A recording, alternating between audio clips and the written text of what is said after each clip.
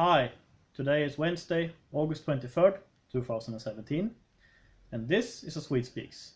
And today I've got a guest with me, a man named Max Hermansen.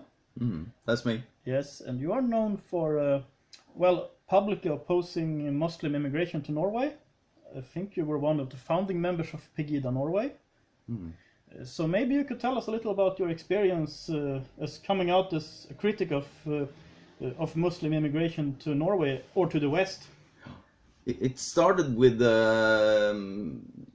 me starting to teach at a vocational school here in Oslo, where several of my pupils, or more than half of them, were Muslims, and they were from different Muslim countries like Pakistan, Somali, Afghanistan. And it was very strange to meet them because they didn't seem to have the values like we got in Norway. Also, for instance,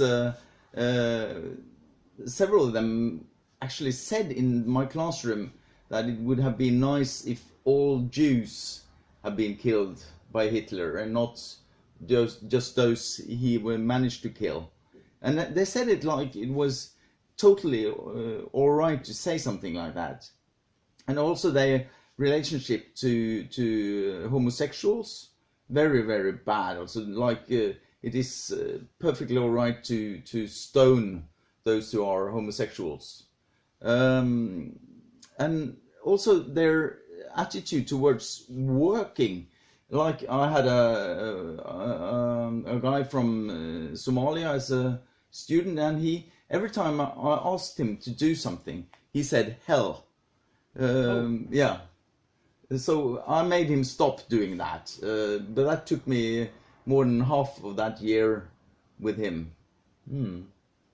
So that was actually a very bad experience, because I thought, as most people do today, that Muslims are just as we are and have the same values, and it's nice to have a new culture coming into Norway, so we don't stay just as narrow-sided as we are supposed to be, but or should be, but some say that we are. The idea that everyone's really the same, and if we're just nice to people, they are all Swedes or all Norwegians. Yeah. But your experience told you that was not the case. That was not the case, and a couple of years later, this was in 2009, and I started at this vocational school. In 2011, we had a committee that presented actually a study of different nationalities and how they managed in the Norwegian society, Brochmann-utvalget.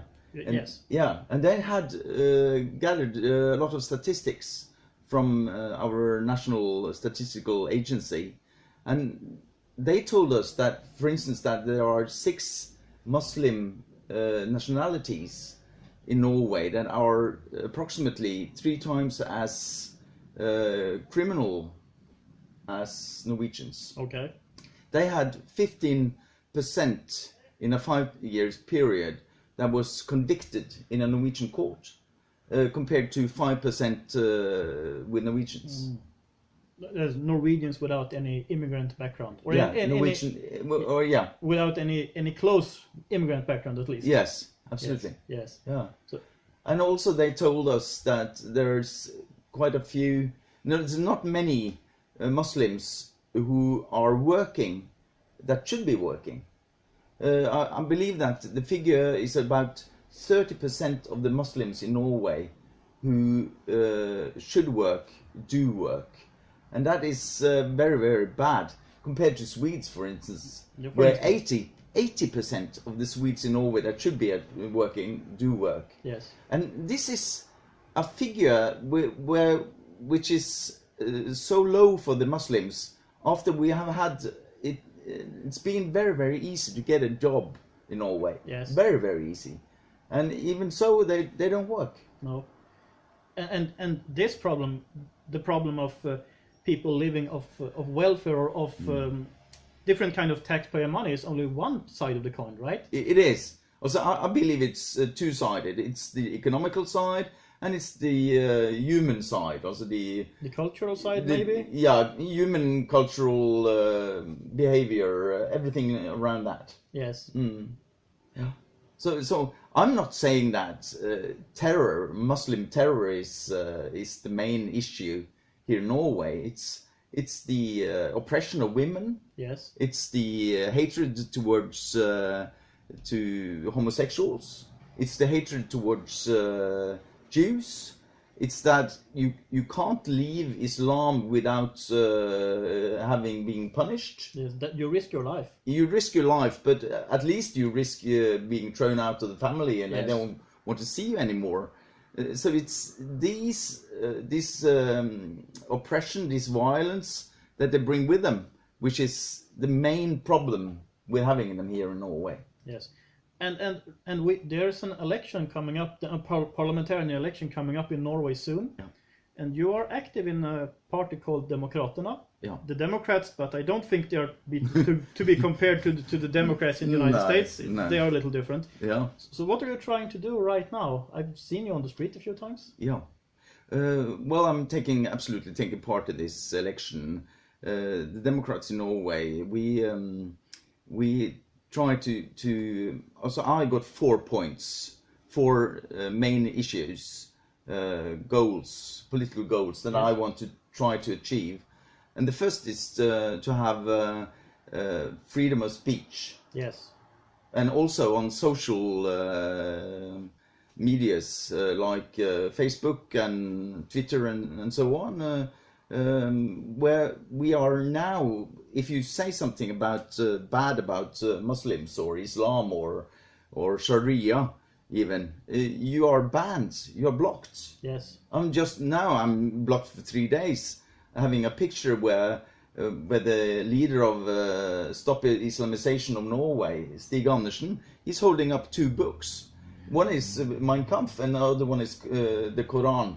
And that was my picture on front page of Facebook, and they blocked me for 3 days because of that. Yes, and for those viewers who don't know, Mein Kampf is My Struggle, Hitler's autobiography. Yeah, and it's totalitarian ideology in both of them. Yes, absolutely. And we don't want totalitarian ideology in Norway. We don't want it. No. So that's the first point. Yes. The second one is we should have direct democracy with referendums in Norway, and they should be binding referendums and not like we got now, where they are just giving an advisory to the parliament, much like they got in Switzerland. I think that if we try to do it as they do in Switzerland, that's much better democracy.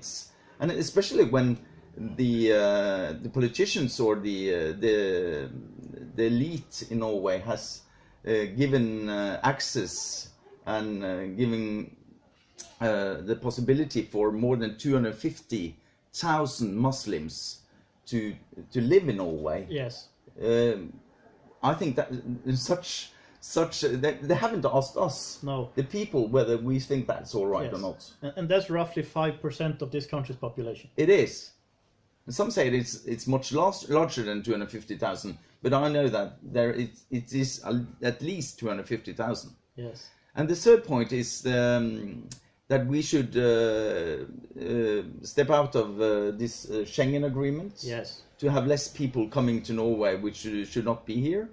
And as Sweden is collapsing more and more, I'm afraid that I agree. We will have a lot of refugees among the Swedes, and we could also have a lot of Swedes who have not Swedes, but Muslims who have a Swedish passport. Yes.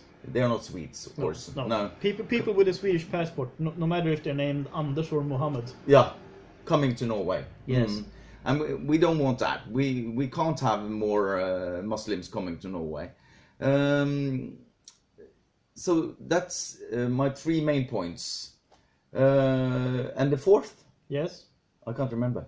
Oh, I see. We might have to return to that at some later point then. Okay. Okay. Well, of course, the fourth is less Muslims in Norway. Yes. Of course yes, it is. Yes. We've talked about that all the time, but it's actually to make agreements with the low-cost countries, like it could be Senegal, Mauritania, Morocco, Tunisia. Yes. Where we pay for housing, for food, security, also all our obligations according to the Asylum Institute right. and to the Convention of Refugees. Exactly. So we should place all asylum seekers, refugees, and also when they want those who have a permanent residence in Norway, who are or a Norwegian passport, who are former refugees or asylum seekers. That also, when they want their family to come to join the family, that should also take place in a low-cost country. It's a little like what I think Denmark's been trying to do. They have stopped their. They have stopped their.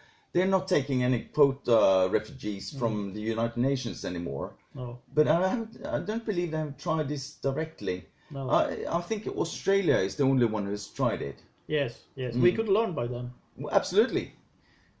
So, before we round this up, do you have anything else you would like to add?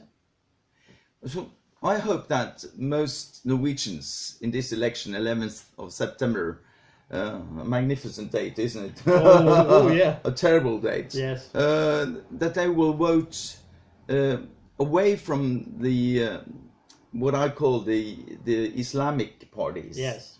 And towards the more let's say civilized parties of Norway, political parties of Norway, because we can't have Arbeiderpartiet, also the Social Democrats, the Labour Party, or Høyre, the so-called conservative, the so-called conservative party being in power. We can't have that. The last 4 years.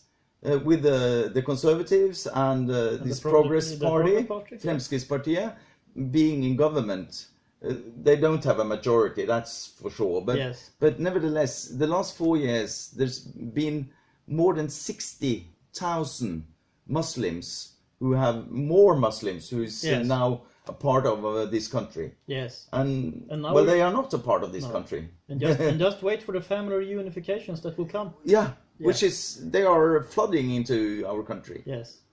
Okay. Okay, Max. Thank you very much. Yes, thank you. Yes. Very nice to meet you. Yes. Yeah. And I would also like to thank the people who are supporting this channel through prayers, through Patreon, through PayPal, and through other means to support this channel. And for an overview of how to do that, take a look at swedespeaks.com. And there are tiers for patrons and donors. I'm working on getting them out for this month. I'm a little late because I'm traveling, but you'll get them soon. And if you like this channel, please subscribe so you won't miss anything. Please share my videos on social media, on Facebook, Twitter, and other social media that allows you to share. If you like this video, please like it. If you got something to say, if you agree, if you disagree, comment below.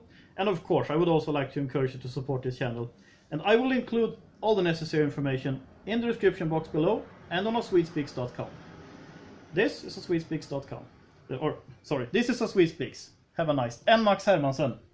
Have a nice day. Thank you.